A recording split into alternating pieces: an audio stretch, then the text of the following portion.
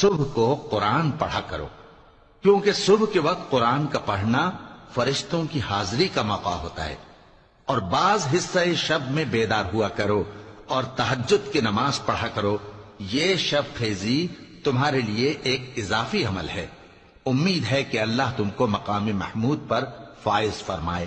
اور کہو کہ اے پروردگار، مجھے مدینے میں اچھی طرح داخل کیجو اور مکے سے اچھی طرح نکالیو، اور اپنے ہاں سے زور و قوت کو میرا مددگار بنائیو، اور کہہ دو کہ حق آ گیا اور باطل نابود ہو گیا، بے شک باطل نابود ہونے والا ہے۔